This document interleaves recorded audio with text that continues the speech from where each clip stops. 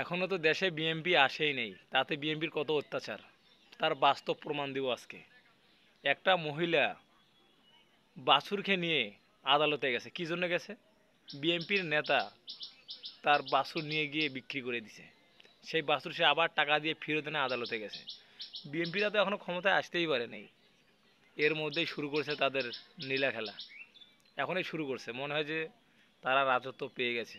এই দেশ তাদের, একজনের ছিল বাবার আর একজনের হচ্ছে স্বামীর। এই দেশটা আসলে যাবে কোথায়? এই দেশ যাবে রোষাতলে। জামাত যদি ক্ষমতায় আসতে না পারে তাহলে দেশটা এরকমই হবে। আমি যেখানে দাঁড়িয়ে বর্তমান ভিডিওটা করছি, বসে ভিডিওটা করছি, এটা হচ্ছে চট্টগ্রাম। আপনারা হয়তো জানেন এখানে সবচেয়ে বিএমপি সমর্থন। তো তাতে কি হয়েছে? এটাই সত্যি কথা। এখনো ক্ষমতা আসতেই পারে নাই, তো এদের কথা শুনলে মাথায় নষ্ট। কিভাবে পারলো? সামান্য পায় মাত্র 6,000 টাকা, এর জন্য তার 40,000 টাকা দামের বাছুর নিয়ে গেছে হাটে বিক্রি করার জন্য।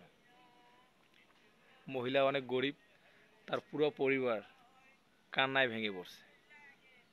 এটা অনলাইনে পুরোটাই ভাইরাল হয়ে গেছে, আপনারা সবাই হয়তো দেখছেন।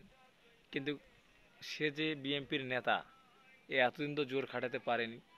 4 বছর আগের টাকা, আওয়ামী লীগ ছিল তখন তো উঠাইতে পারেননি। থানা আছে, জজ আছে, আইন আছে, নিয়ম আছে, বিচার হবে। সেই তো গ্রামের মানুষের প্রতিনিধি, সেই তো বিচার করে দিবে। সেখানে সেই যদি অন্যায় করে তো তার বিচার কে করবে? একটা কথা কি জানেন, বিএনপি যখন দেশে আসবে তারা শুধু আমলিগেরই বার অবস্থা করবে না, তারা আমলিগের নামে অনেক কোটিপতির এবং অনেক সাধারণ মানুষকে যে কি পরিমাণে হয়রানি আর পেরেশানি করবে সেটা মানুষ খুব ভালো করে বুঝতে পারবে তখন। ঘরে গরু রেখে শান্তি পাবে না, তারপর মেয়েদের খেয়ে ধর্ষণ করাটা বেড়ে যাবে, চোর তো বাটপারে দেশ ভরে যাবে।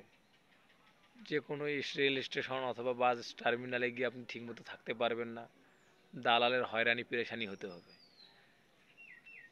জনগণ এক দজ্জালের কাছ থেকে মুক্তি পাইলেও আরেক দজ্জাল দেশে ঠিকই আছে। আমরা সবসময় সবাই মিলে সমর্থন করব জামাতিকে। এই দেশ ইসলামিকভাবে পরিচালনা হোক, এই দেশ জামাতিয়ে চালাক, তাহলে এই দেশে শান্তি আসবে। তারা ন্যায় স্থাপন করবে আমাদের এই দেশে, বড় বড় গল্প করবে না। কোনোবারও তো আসে নাই, জামাতি ক্ষমতায় আসে নাই। জাতীয় পার্টি লাঙ্গল এসেছে, ধানের শীষ জিয়াউর রহমানের এসেছে, বঙ্গবন্ধুর নৌকা এসেছে, সবাই ক্ষমতায় এসেছে। কিন্তু আমাদের পাখা মার্কাটা তো আসে নাই। এই পাখা মার্কাকে নিয়ে আসতে হবে ক্ষমতার কন্ডিরে, তবেই দেশ ঠিক থাকবে। জামাতিকে নিয়ে আসতে হবে। কি ভাবছেন? চরমনাই সমর্থন, বিষয়টা এমন না। আমরা দাড়িপাল্লা চাই। অনেক কজন তো বুঝতেই পারেন নাই আমার এই কথাটা, যে কেন আমি পাখা বললাম। আসলে পাখার তলও ভেজাল আছে, যে পাখায় বাতাস দেয় সেই পাখাটা বড় নড়বড়। এই পাখা আমরা চাই না, আমরা দাড়িপাল্লা চাই।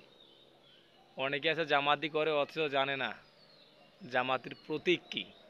আসলে জামাতির প্রতীক আমাদের পাখা না, দাড়িপাল্লা। সবাই আমরা ভোট দেবো দাড়িপাল্লায়। তো আসসালামু আলাইকুম রহমতুল্লাহ, সবাই ভালো থাকবেন।